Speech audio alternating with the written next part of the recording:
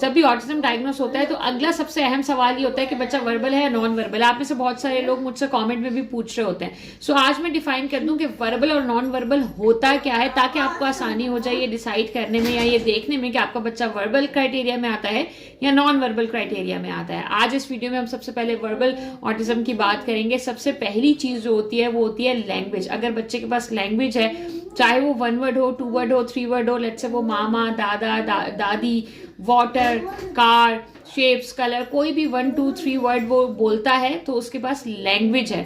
دوسری چیز یہ ہے کہ جو بچے کے پاس لینگویج ہے وہ اس کے تھرو کمیونیکیٹ کرتا ہے. یہاں پر ہم فنکشنل کمیونیکیشن کی بات نہیں کر رہے.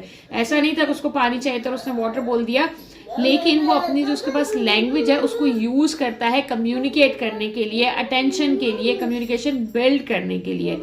تیسری چیز جو سب سے امپورٹنٹ ہے وہ یہ کہ بچہ وربل پرومپٹ کو, وربل کیوز کو انڈرسٹینڈ کرے اور رسپونڈ کرے. لیٹس سے میں نے یہ پوچھا کہ عبداللہ واٹ ڈو یو وانٹ, تو ضروری نہیں ہے کہ وہ جواب میں بولے I want water, I want paratha اور آئی وانٹ فرائز.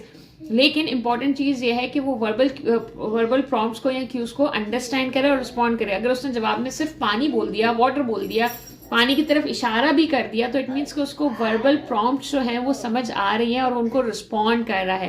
انیشلی جب ہم عبداللہ کو پوچھتے تھے واٹ ڈو یو وانٹ یا کیا چاہیے, تو یہ فزیکلی پرومپٹ کرتے تھے, پانی کی طرف اشارہ کر دیتے تھے, ہمارا ہاتھ پکڑ کے گائیڈ کر دیتے تھے. اب اگر ہم ان سے پوچھتے ہیں کہ واٹ ڈو یو وانٹ, تو ہیل سے اس میں بھی ہمیں پرومپٹ کرنا پڑتا ہے. آئی وانٹ بولیں تو پھر وہ آگے سے جواب دیتے ہیں کہ آئی وانٹ دس اور آئی وانٹ دیٹ. سو یہ 3 سے 4 چیزیں ہونا بہت زیادہ ضروری ہے. بچے کے پاس لینگویج ہو, 1 ورڈ ہو, 2 ورڈ ہو, 3 ورڈ ہو, اس سے فرق نہیں پڑتا, وہ اس لینگویج کے تھرو کمیونیکیٹ کرتا ہو اور وہ آپ کے وربل کیوز اور پرومپٹس کو انڈرسٹینڈ اور رسپونڈ کر سکے. تو یہ وربل آٹزم کا کرائٹیریا ہوتا ہے. اگر بچہ وربل آٹسٹک ہے, وربل آٹزم کا شکار ہے, تو اس کی زندگی میں ڈیفینیٹلی کچھ چیلنجز ضرور ہوتے ہیں. ایسا نہیں ہوتا, آبویسلی وربل اور نان وربل کا کمپیریزن تو ہم کر ہی نہیں رہے, لیکن جو وربل آٹسٹک چلڈرن بھی ہوتے ہیں ان کی زندگی میں بھی بہت سارے چیلنجز ہوتے ہیں, جس میں سے کچھ کو میں یہاں ڈسکس کروں گی.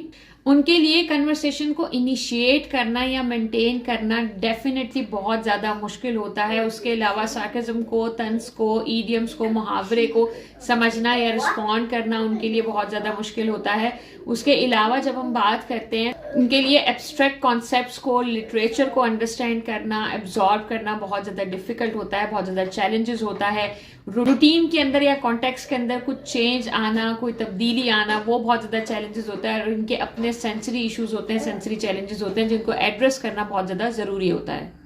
یہاں پر ہم ڈیفینیٹلی چیلنجز کے ساتھ ساتھ سپورٹ کی بھی بات کریں گے کہ وہ کون سی چیزیں ہیں جن کو کر کے آپ ان کے لیے سپورٹ ایکسٹینڈ کر سکتے ہیں. سب سے امپورٹنٹ چیز یہ ہے behavioural therapy, communication therapy, آکیوپیشنل therapy, اور پیرنٹس کی یا کیئر گیورس کی فیملی یا سپورٹ ایجوکیشن بہت زیادہ ضروری ہے, کیونکہ اس کے ذریعے سے ہی اور اس کے ساتھ ہی آپ بیسٹ ریزلٹس کو اچیو کر سکتے ہیں.